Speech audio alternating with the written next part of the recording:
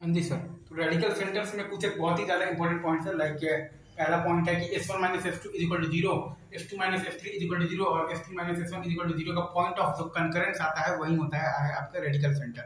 S1 minus S2 is equal to 0, S2 minus S3 is equal to 0 और S3 minus S1 is equal to 0 का जो point of concurrence आता है वही होता है आपका radical centre, right.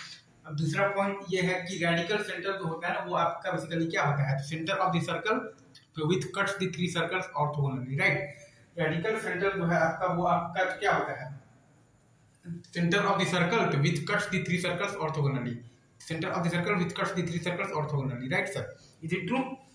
Radical centre आपका जो होता है ना वो आपका बेसिकली क्या होता है, centre of the circle with cuts the three circles orthogonally, right. या फिर आप ऐसा भी कह सकते हैं कि length of tangents are equal to all the three circles, length of the tangents are equal to all the three circles, all the three circles मतलब ये तो क्या होगा, तो equal to length of the tangents, right sir. बस इतना आपको point याद रखना है कि रेडिकल जो सेंटर से अगर आप तीनों सर्कल पर आप बनाएंगे टेंजेंट तो उनका लेंथ इक्वल होगा।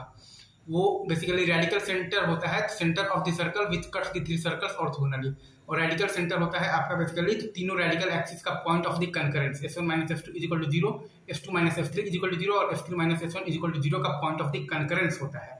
तीनों रेडिकल एक्सिस का पॉइंट ऑफ द कंकरेंस होता है आपका radical centre. Thank you very much, love you guys.